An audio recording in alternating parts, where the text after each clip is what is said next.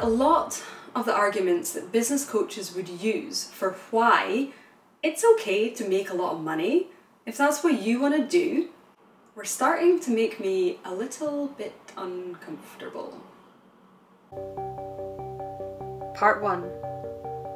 Backstory. Glasgow, 2009. An 18-year-old angry little vegan edgelord starts writing a book. It's about corporate dystopia and graffiti artists. That book becomes State of Flux. Also, Banksy was really big back then, and this was like long before we cancelled him. So I did 4 years of uni and got my degree in philosophy, specialising in ethics, because we all know how much everyone loves a moral philosopher.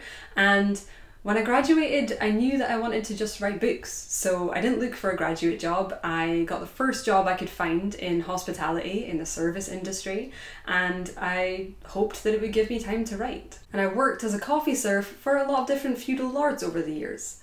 And all through that, I was writing, and I also started making videos for YouTube. I also had some pretty bad times with my mental health, and once I realised that work had given me first depression, and then debilitating anxiety to the tune of not 1 but 2 trips to accident and emergency, and constant panic attacks just from getting the bus to work, not even at work, I realised that I maybe couldn't survive being a barista that much longer. And so I had a dream. I had a dream that I would be able to replace 0-hour contracts and numb feet with a salaried, white-collar office job. And as I was applying for all these corporate marketing jobs, I did sometimes think about what 18-year-old me would think of that.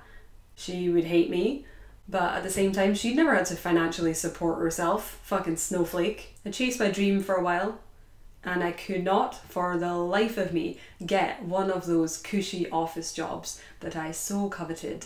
And there's no way of knowing, of course, what factors went into each individual rejection that I got. Was it because the job market's just tough and competitive, especially for millennials with no experience? Or was it that I am a dumb piece of shit and I deserve to be poor? Like, this isn't the kind of post-interview feedback that most employers are willing to give. So I continued to do what I was doing, juggling a ton of different part-time things, really precarious barista work, one ridiculously exploitative marketing internship, one 4-hour-a-week social media job, and coffee. And all through that, I was doing what do the kids call it? I was doing a side hustle. So I was like writing and making videos, and eventually I started selling things to other writers.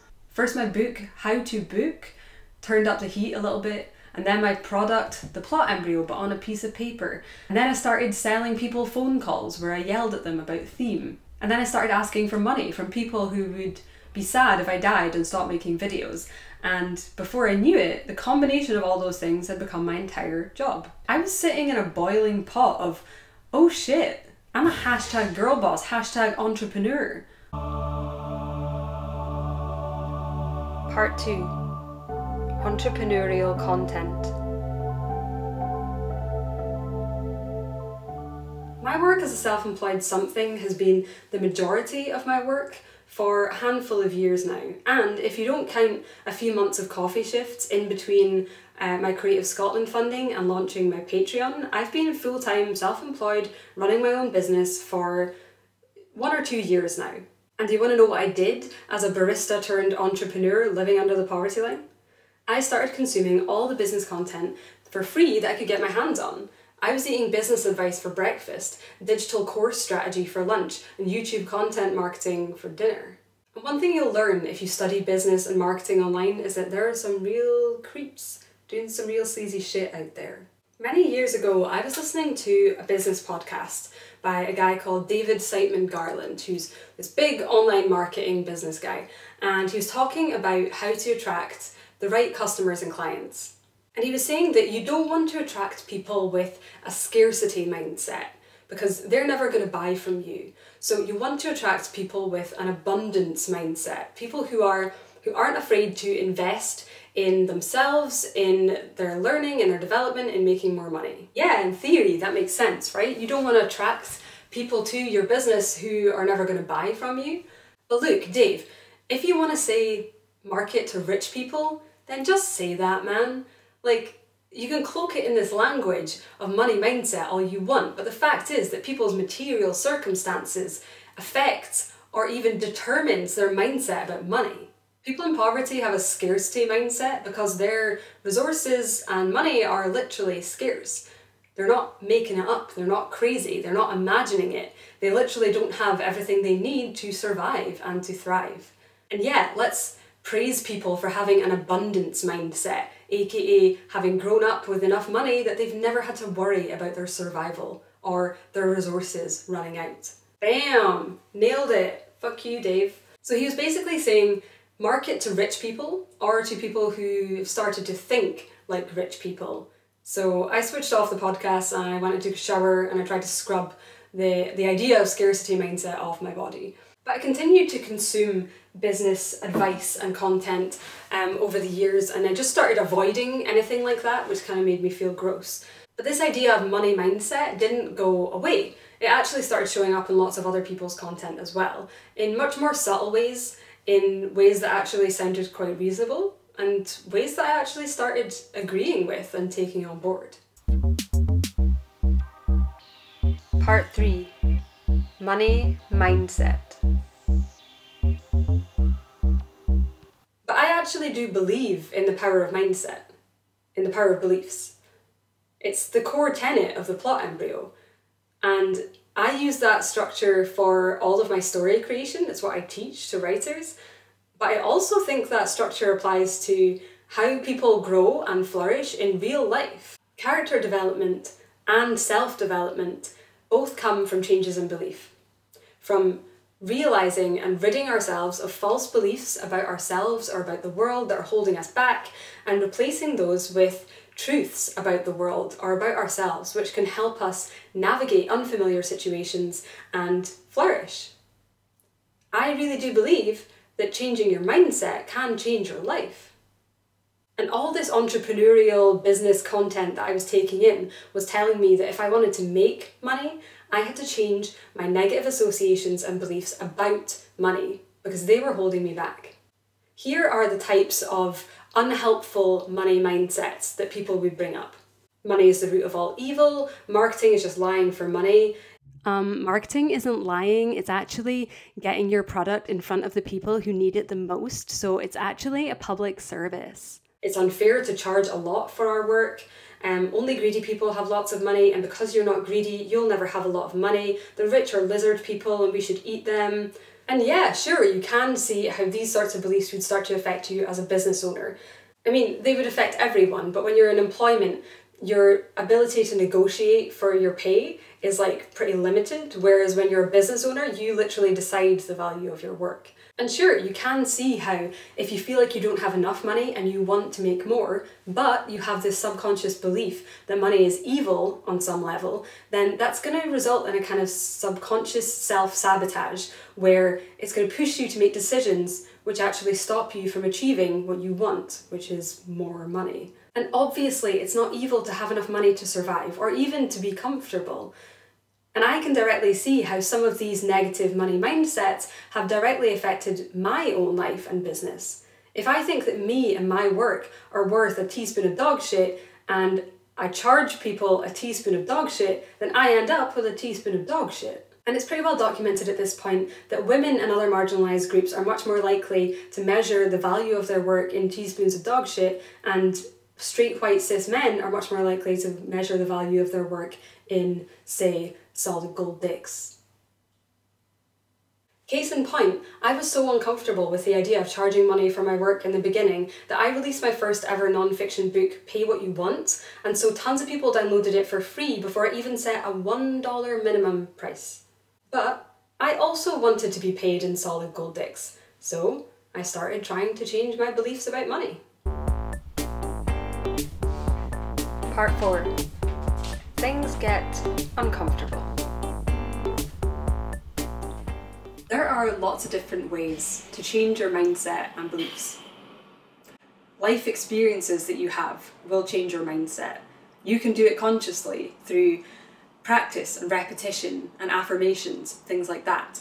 And there's this little thing that we like to call reason, logic, arguments, persuasion, And a lot of the arguments that business coaches would use for why it's okay to make a lot of money, if that's what you want to do, it's okay, were starting to make me a little bit uncomfortable. And I couldn't really put my finger on why.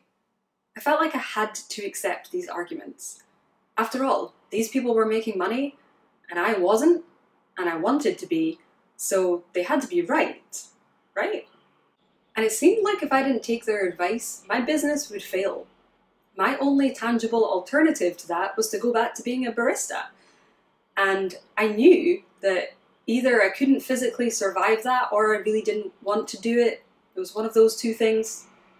But still, I kept struggling with the ethics of changing my beliefs about money. On the one hand, really wanted more money. And on the other hand, I really wanted to stick Jeff Bezos into an extra large Amazon, actually not extra large, medium to small Amazon cardboard box and just have him pee into bottles for the rest of his life. So, cognitive dissonance was happening. Was the only way to make more money the same reasoning and tactics that rich people used?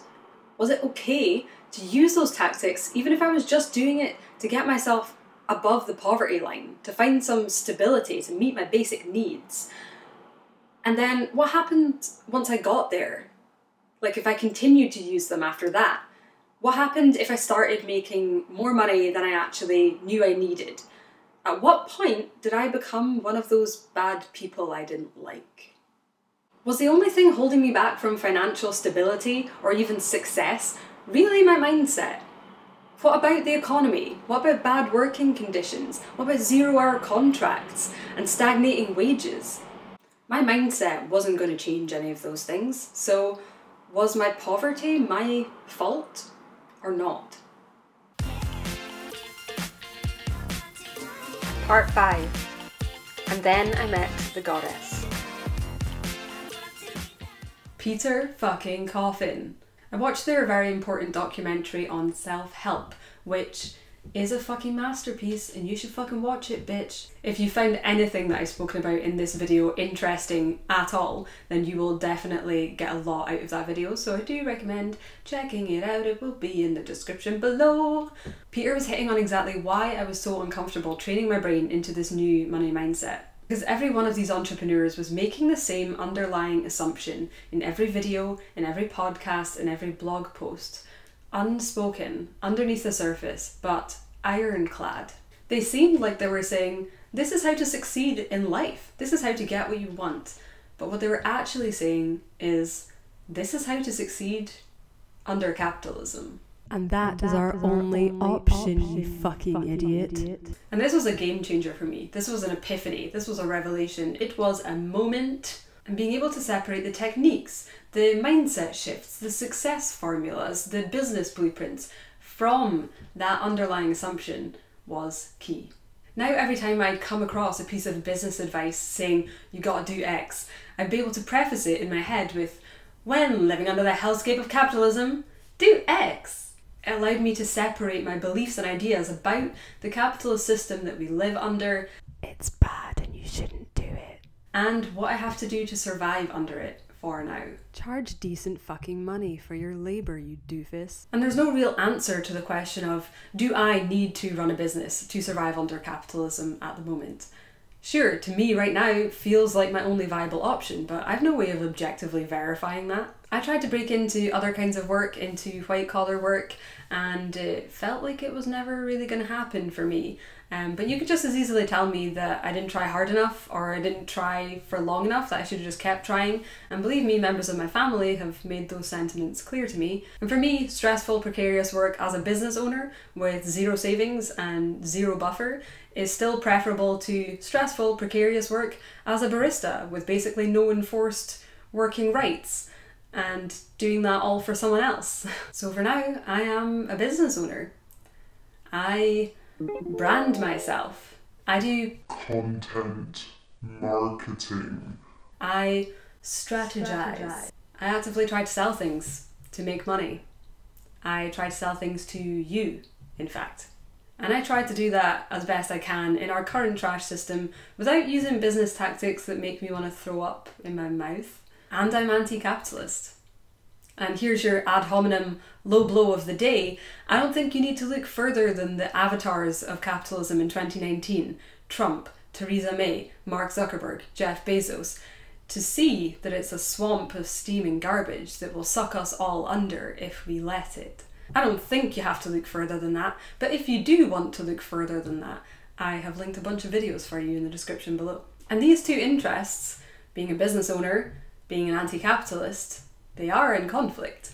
If we dismantle capitalism, my business goes with it. And the idea of relinquishing something that I've put so much of my heart and soul and my labour into is complicated. And if I was making enough money from my business that I was substantially better off than the average person, I'm sure the emotions around that would be even more complicated. But I'm ready to give it up. What I and all of us would gain from an alternative to capitalism cannot be compared to my business.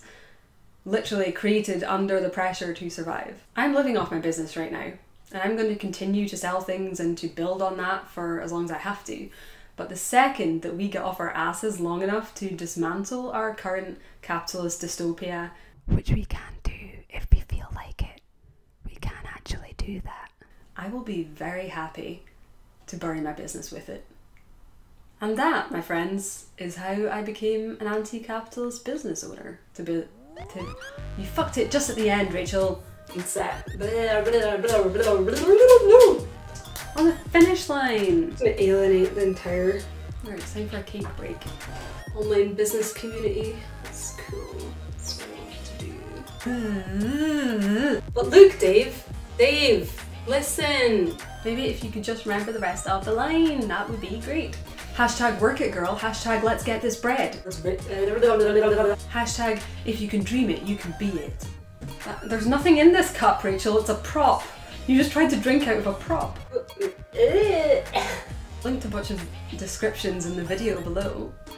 Oh my god, why is this so hard? It's also a real mug. It doesn't just exist to be a prop, but like...